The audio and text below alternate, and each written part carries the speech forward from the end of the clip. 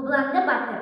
Кешегі өткен заманда, дін мұсылман аманда, қара қыпшақ Қобыланды, атасы мұның Тоқтарбай. Халықтан асқан болды бай, байлығында есеп жоқ, бай кедейдің көңілі жай. Қыс қыстауы қараспан көкке таласпан.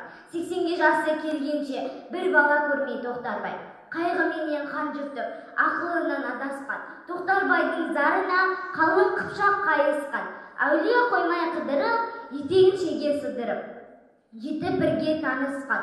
Әулиеге ат айтып, Қорасанға қой айтып. Қабыл болған тілегі, жарылғандай жүрегі.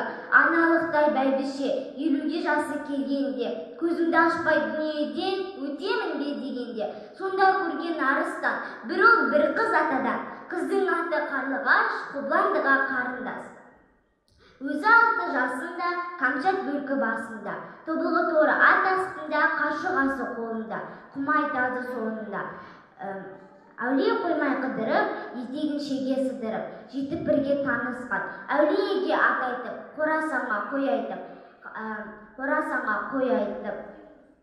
Қабыл болған тілегі, жарылғандай жүрегі. Аналықтай бәйбіше, 50-ге жасы келгенде, көзімді ашпай дүниеден өтемін бе дегенде. Сонда көрген арыстан, бір ұл бір қыз атадан. Қыздың аты Қарлығаш, Қобыландыға қарындас. 6 жасқа келгенде арыстан туған Қобылан, қазынадан қамқа киеді, өзінің еншін болсын деп, қамқа киеді.